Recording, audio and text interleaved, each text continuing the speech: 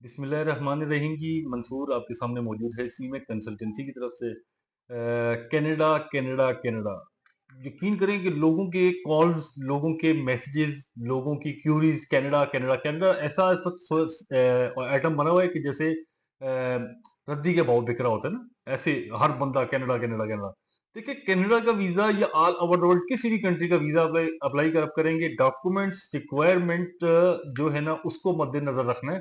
आज की वीडियो में मैं आपको बताऊंगा कि कनाडा का वीजा आप खुद कैसे अप्लाई कर सकते हैं और उसके लिए डॉक्यूमेंट्स रिक्वायरमेंट क्या होती है और तमाम जो उसके लिए चीजें रिक्वायर्ड होती है, उसके अंदर एजेंट का क्या किरदार होता है और एजेंट उसमें आपके साथ क्या ताउन कर सकता है।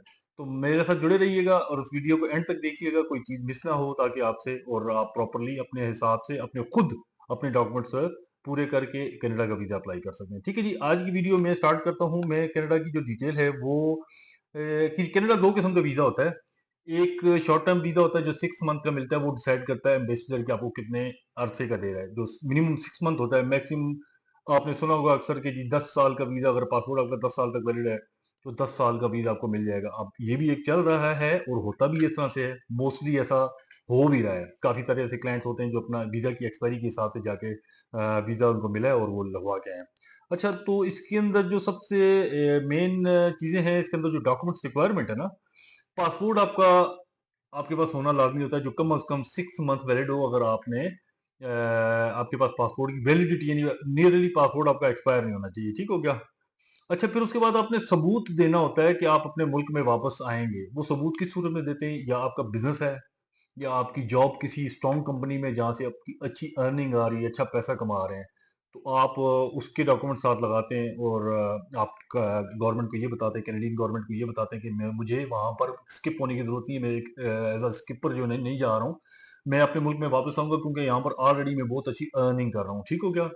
अच्छा, उसके बाद आपके पास इतने पैसे आपकी बैंक अकाउंट में होने चाहिए कि आप जो ना इसका पूरा एक जो आप ट्रैवल प्लान देते हैं ना, उसके मुताबिक आपके पास पैसे होने चाहिए। और दूसरे नंबर पे इसके अंदर आपका कोई क्रिमिनल रिकॉर्ड नहीं होना चाहिए किसी भी किस्म का। ठीक हो गया। आप कनाडा के जो कवानीन है उनके ऊपर पूरे उतर रहे हैं तो कनाडा आपको वीजा देगा। अच्छा, बाकी इसका जो तरीका है इसको अप्लाई करने का, दरखास्त देते वक्त आपको जो इसके डॉक्यूमेंट्स चाहिए होते हैं, मैंने आपको पहले बताया कि पासपोर्ट जो है ना का कम से कम 6 मंथ इसका वैलिड होना चाहिए। बाकी इसका जो वीजा का दरखास्त फार्म होता है IMM 5257 उसे कहा जाता है। उसके बाद आपकी दो तस्वीरें होनी चाहिए रिसेंटली और बिल्कुल नई, और वाइट बैकग्राउंड के साथ पिक्चर्स आपकी होनी चाहिए, और गुज़िश्ता 6 माह की बैंक स्टेटमेंट हो जो प्रॉपरली रनिंग में हो। प्रॉपरली रनिंग का मतलब ये नहीं कि आपने आपके पास एक अमाउंट आई है जो 10 लाख रुपए, और आपने उसमें डलवा के आपने कहा कि जी मेरी बैंक स्टेटमेंट स्ट्रांग होगी और मैं इसके ऊपर वीजा अप्लाई कर सकता हूँ और मुझे यकीन है कि उसके ऊपर कनाडा वीजा देगा। ऐसा नहीं होता। आपकी प्रॉपरली स्टेटमेंट चली हो, उसके अंदर इन आउट हो रहा हो, उसके अंदर पैसा आ रहा है जा रहा है। अगर आप जॉब पर्सन है तो आपकी सैलरी हर मंथ उसके अंदर आ रही है। अगर आप बिजनेसमैन है तो आपके बिजनेस की स्टेटमेंट साथ लगाएंगे तो ज्यादा बेनिफिट आपको होगा उसका। उसके अंदर ये होता है कि आपकी ट्रांजेक्शन जो है ना वो प्रॉपरली आपके डॉक्यूमेंट्स के साथ मैच हो रही होती है, और आपको वीजा लगने के अंदर उसके वीजा ऑफिसर के सामने आपने अपने डॉक्यूमेंट जो रिप्रेजेंट करने होते हैं वो क्लियरली नीट एंड क्लीन भेजने होते हैं, क्रिस्टली जो ना उनके सामने रिप्रेजेंट करने होते हैं, ताकि उसके ऊपर वीजा लगने के आपके चांसेस ज्यादा हो रहे हो। ठीक हो गया। उसके बाद आपने अपना फ्लाइट शेड्यूल, जिसको ट्रैवल प्लान भी कहा जाता है, कि आपने वहां पर कहाँ जाना है, क्या क्या घूमना चाहते हैं, क्या क्या जगहों पर देना चाहते हैं, आपकी टिकट आइटनरी, साथ आपके इसके ऊपर आपका लग जाता है होटल बुकिंग वगैरह जहाँ आप रह रहे हैं वहाँ की। उसके बाद आपका जो मैंने पहले भी आपको बताया कि आप अगर जॉब पर्सन है तो आप अगर गवर्नमेंट जॉब करते हैं तो आपका NOC साथ लगेगा उस इदारे से जिस इदारे में काम कर रहे हैं। और अगर आप प्राइवेट सेक्टर में किसी में काम कर रहे हैं तो आपका जॉब लेटर प्लस 6 मंथ की अगर बैंक से सॉरी सैलरी स्लिप साथ लगा देंगे तो ज्यादा बचेगा, बेहतर रहेगा। लेकिन 3 मंथ की सैलरी स्लिप साथ लगना जो होती है। ठीक है। उसके बाद फिर अगर आपके पास एडिशनल डॉक्यूमेंट्स में मैं हमेशा बता रहा हूँ। अच्छा, ये डॉक्यूमेंट्स रिक्वायरमेंट देखिए, मैं अगेन रिपीट करूंगा, पहली भी मैं वीडियोस में बता चुका हूँ कि documents requirement all over the world same होती है। ठीक हो गया। आपने अपने जो डॉक्यूमेंट्स होते हैं एक एम्बेसी में वीजा के लिए सेम, यानी all over the world same, लेकिन हर कंट्री का क्राइटेरिया चेंज होता है फॉर वीजा, हर कंट्री का रूल चेंज होता है फॉर वीजा, हर कंट्री का ड्रॉ बॉक्स चेंज होता है फॉर वीजा। हर कंट्री, कोई कंट्री आपको ई वीजा दे रही होती है, कोई कंट्री आपके डॉक्यूमेंट्स जो ना वो ऑनलाइन ले रही होती है, और ये इसी कैटेगरी का इसका डॉक्यूमेंट्स वगैरह सारे आपके ऑनलाइन भी जमा हो जाते हैं। वीएसएफ ग्लोबल में भी जाके आप फिजिकली भी जमा करवा सकते होते हैं ना, वो भी एक सिंपली आपके डॉक्यूमेंट सारे पूरे होंगे और जाके वहाँ आप जमा कराएंगे, बायोमेट्रिक आपकी होगी तो आपका सारा काम स्टार्ट हो जाएगा। बाकी एडिशनल डॉक्यूमेंट्स में आपकी अगर आपके पास प्रॉपर्टी है उसकी वैल्यूएशन बना के आप जमा कराएंगे, अगर आपके पास कोई गाड़ी वगैरह उसकी वैल्यूएशन बना के वो जमा करा सकते हैं, और जमा कराने के बाद इंशाल्लाह इसका जो होगा आपका visa within 3 weeks to 8 weeks, minimum 3 weeks to 8 weeks आपकी कंट्री के साथ से डिपेंड करेगा कि आप कहाँ से अप्लाई कर रहे हैं। अच्छा, जो दरखास्त देने का तरीका है वो बहुत सिंपल है। इसमें www.canada.ca की वेबसाइट है, उस पर आप जाएंगे, ऑफिशियल वेबसाइट है, उसके ऊपर अपना IRCC अकाउंट बनाना पड़ता है, वहां पर अपना फॉर्म अपना फिल करेंगे, ऑनलाइन फॉर्म फिल होगा। वीजा फीस इसकी बहुत मिनिमम है, 100 कैनेडियन डॉलर की वीजा फीस होती है, और 85 कैनेडियन डॉलर जो है इसकी होती है बायोमेट्रिक फीस। 185 कैनेडियन डॉलर आप जमा करवाएंगे तो आपका वीजा एप्लीकेशन सबमिट हो जाएगी। देन आपको एक ईमेल आती है, आपके जो रजिस्टर्ड ईमेल आपने उसमें जमा कराया लिखा हुआ होता है, उसके ऊपर ईमेल आएगी, उसके लिंक को आप क्लिक करेंगे, वहां पर आपको स्लॉट मिलेगी, आप उस दिन की अपॉइंटमेंट लेंगे वीएसएफ ग्लोबल में, वहां पर जाएंगे, आपकी फीस 85 कैनेडियन डॉलर जमा हो चुकी होगी, जस्ट आपने वहां पर जानी है, अपनी बायोमेट्रिक देनी है, और बायोमेट्रिक देने के बाद अपने जो डॉक्यूमेंट्स होंगे वो अपने साथ लेके जाएंगे, वहां पर उनकी स्कैनिंग होगी और आपके डॉक्यूमेंट्स आपको वापस मिल जाएंगे।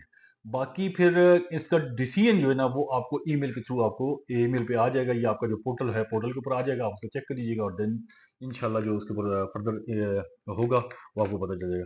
अच्छा, इसके ऊपर जो मेन जो मेरी तरफ से मशवरे हैं एज अ ट्रैवल एजेंट या एज अ कंसल्टेंट मैं आपको जो देना चाहता हूँ, देखिए तमाम कागजात यानी तमाम दस्तावेजात आपके जो हैं वो मुकम्मल होने चाहिए, उसमें कोई चीज कम ना हो। मतलब कि अगर मैंने जो आपको कंपलसरी चीजें बताई हैं, पासपोर्ट, पिक्चर, NIC, उसके बाद FRC सर्टिफिकेट, उसके बाद आपकी बैंक स्टेटमेंट, उसके बाद आपका source of income. Source of income का तरीकेकार पूरी दुनिया में दो ही होता है, या नौकरी या कारोबार। अगर कारोबार है तो कारोबार के डॉक्यूमेंट्स, अगर नौकरी है तो नौकरी के डॉक्यूमेंट्स।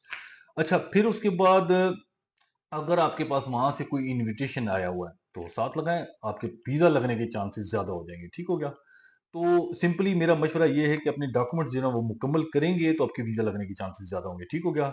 अच्छा, अक्सर लोगों के जो सवालात आते हैं, वीजा कितने दिन में आता है, तो मैं हर बंदे को ये बताता हूँ, ये इसके ऊपर मिनिमम जो है ना 3 वीक्स और मैक्सिमम 8 वीक्स का टाइम लगता है। 8 वीक्स के अंदर अंदर इसके वीजा का इशूइंग या रिजेक्शन के जो ना वो डिसीजन एम्बेसी आपको दे देती है। ठीक हो गया? अच्छा जी, इस वीजा की ये मुद्दत बढ़ाई जा सकती है? जी हाँ, लेकिन सिर्फ कनाडा में रहते हुए आप इसकी एक्सटेंशन की दरखास्त देना होगी। ठीक हो गया? पाकिस्तान में बैठ के आप इसको नहीं कर सकते होते हैं मजीद। ठीक हो गया? बाकी वीजा रिजेक्ट क्यों होता है इसके ऊपर जो सबसे ज्यादा वो देखिए, आपके पास अगर पैसे कम है अकाउंट में, या आपके अकाउंट की ट्रांजेक्शन जो है ना वो आप प्रॉपरली नहीं दे सकें, तो आपको मसला आएगा।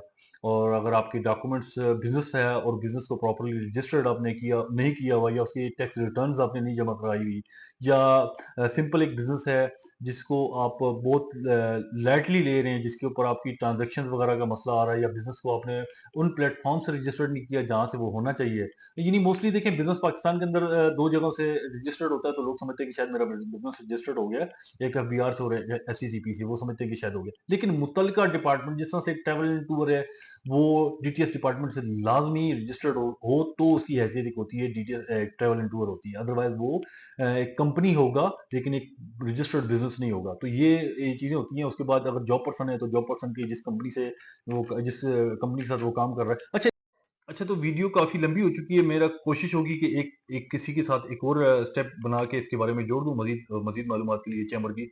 बाकी अल्लाह हाफ़िज़ जनाब, हमारे साथ जुड़े रहिएगा इंशाअल्लाह। मज़ीद जितना भी एक मैं चलाना चाहता हूँ आपके साथ रहूँगा, शामिल रहूँगा। Thank you for watching us, और बहुत-बहुत मेहरबानी। Thank you. अल्लाह हाफ़िज़ फ्रॉम सी मैग।